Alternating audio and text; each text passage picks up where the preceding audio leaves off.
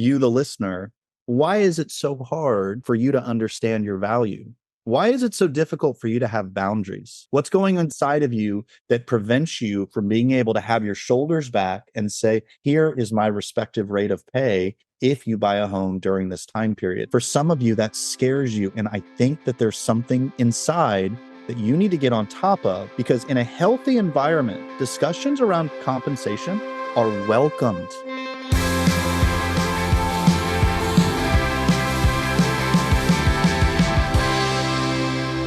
Hey guys, welcome back to the Triangle Real Estate Podcast. Today's conversation is incredibly important and timely. If you're paying attention at all, and I bet almost everybody is at this moment, there's a lot of changes coming to commissions and buyer agency and the entire relationship with all of our clients. And it's incredibly complicated waters to navigate. If you're talking to buyers about buyer's agency right now, this is a podcast that you want to really stop and listen to, where I interview Barry Jenkins, who has been a master of buyer's agency in his very large team and brokerage operation in Virginia for a long, long time. I think this conversation can really help you. And he's built some materials that can help you as well. And we're going to be linking to that in the show notes here. So dig in and listen to my conversation with Barry Jenkins. Hey guys, welcome back. I'm your host, Matt Fagioli, here with, I always say like my good friend, because so many people we've been friends with, but Barry Jenkins is here. And you guys don't know the treat that you're in for. How you doing, Barry? Man, I'm fantastic. Excited to be here. Cool. Well, Barry, if you guys don't know, is, top broker in Virginia Beach, tech guru in the real estate space to some extent as well. And now, best-selling author of when's your second book coming out? Not yet. Not yet. Yeah. You're still working on it. Like me. I'm halfway done. Okay, cool. Well, I know that journey, man. I'm sorry to go like that, but your first Too Nice for Sales is super incredibly awesome, and every salesperson should read it. Yeah, we reached 25,000 sales, so it's really exciting. Wow, that's incredible. Well, it's, certainly one of the best books I've read on sales in general, but specific to that. I know you wrote it specific to real estate sales, or pretty specific to real estate sales, but would be a powerful tool for any salesperson. So anyway, so all that said, Barry is a voice that I listen to, and you guys should definitely listen to. And he told me the other day, or posted or something, about a course that he was releasing specific to buyer's agency. And I know that the way Barry runs his business, that you've had a process for a long, long time, Barry, around this. And I've been talking to agents and brokers all over the country in the last couple of weeks, and actually shocked to find out how few agents and brokers in any market understand what this looks like. So I'm so excited to unpack all this with you. Yeah. I'm excited to be here, Matt. I'm really grateful for your podcast and getting the word out for things that matter in the industry. Let me be really clear. We don't know the implications of the NAR settlement. We don't understand completely the impact it's going to have, but we do know a couple of things.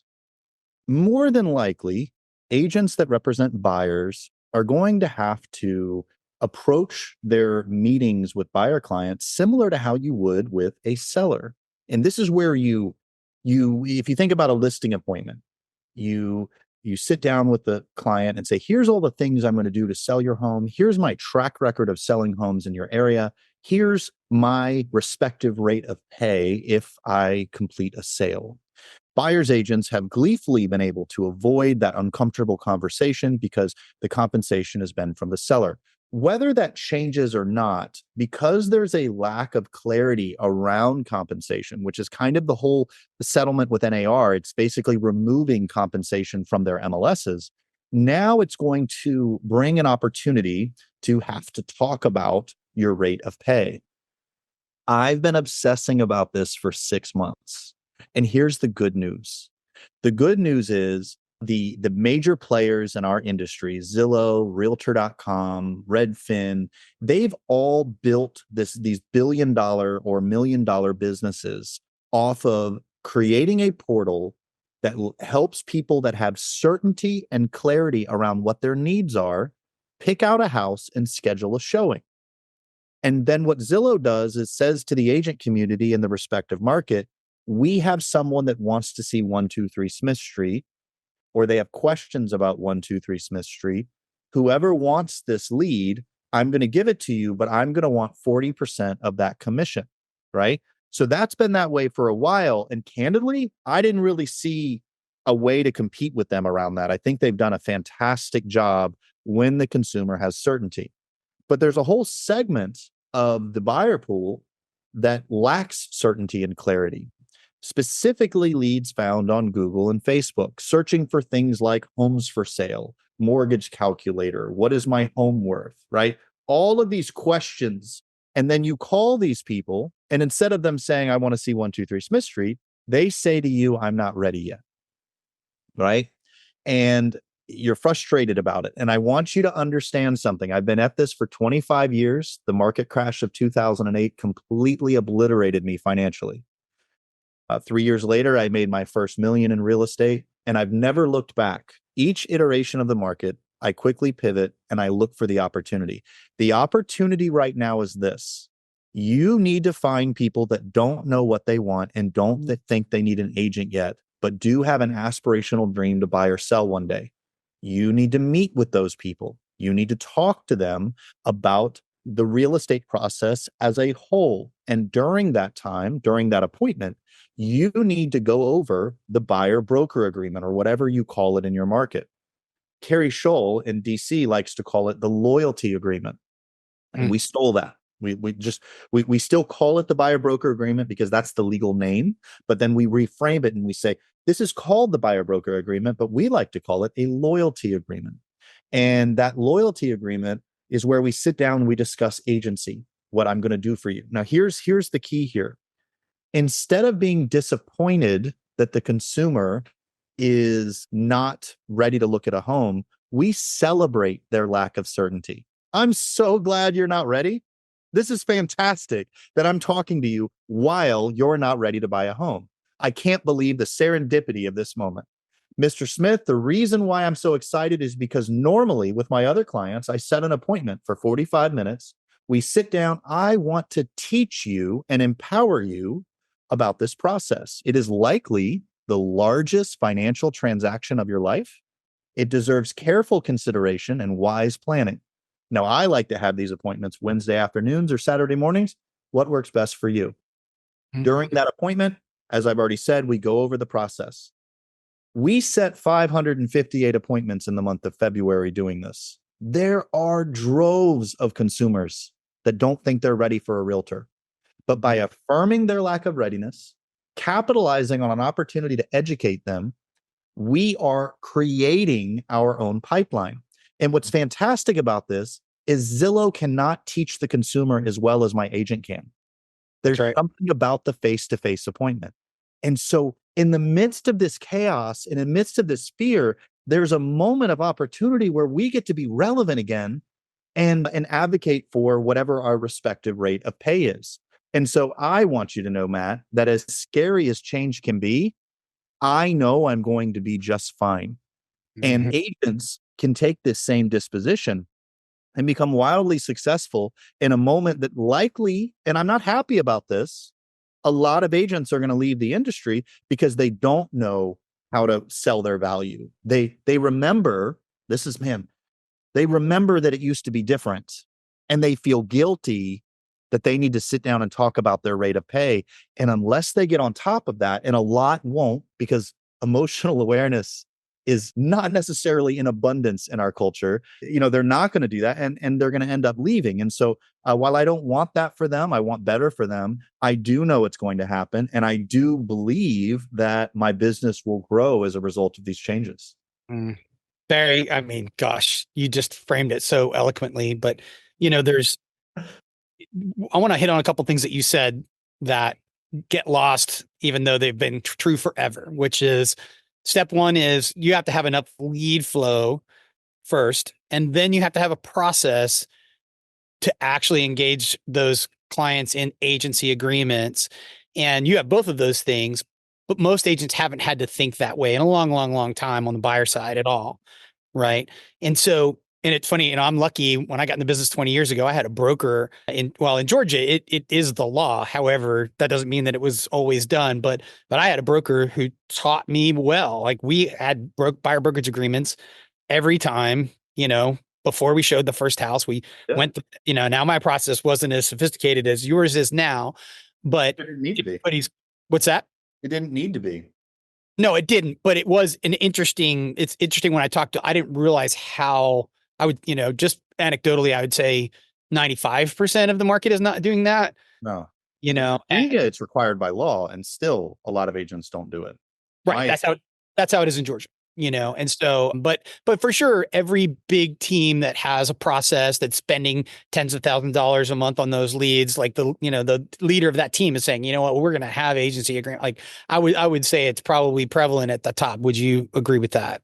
Absolutely, 100%. And what's difficult for people, and I go over this in some of the teaching, is that, and I ask you, the listener, why is it so hard for you to understand your value? Why is it so difficult for you to have boundaries? What's going inside of you that prevents you from being able to have your shoulders back and say, here is my respective rate of pay if you buy a home during this time period?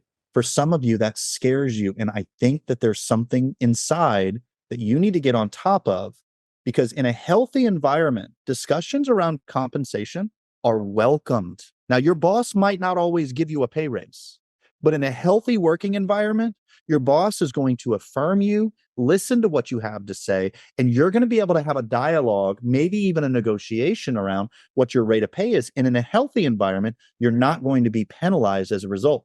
And so I think we're so used to toxic work environments that we're bringing that negative energy into this discussion instead.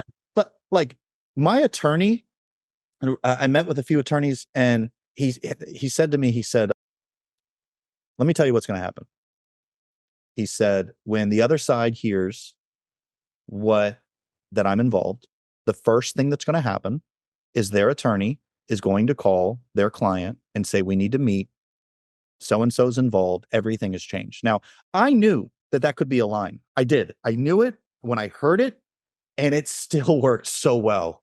I was like, what's your retainer? Just tell me what do you cost? Like, I love it. I love it. But he delivered it with tremendous confidence and swagger, and you're like, where do I sign? Right? Right. Love And it. that's that energy we need to bring into our clients with our buyers. There's a way to do this, but I'm telling you guys, the agents that have been doing this a while, you have some baggage that you need to deal with. No, it has not always been this way. And I posted a picture in a Facebook group I'm a part of. It's the old Innovator Die, and it looks like Blockbuster. Blockbuster had an opportunity to be Netflix, and they're like, no way. People love the smell of popcorn and I did. I love the way the when you walk in, you could smell the DVDs or the videos and the popcorn. I loved it on Friday night. But ultimately, like if I could click a button and not go anywhere, like that's what I went with. So Innovator died. We all are going to have to pivot, and there's a way forward that's not going to destroy all of our businesses. Yeah, well, and it's still Back to the Future, right? Gary Keller's book 20 years ago, when I got in the business, I was a Keller Williams agent. Somebody handed me that book. I'm like, I'm going to do everything this dude says, right?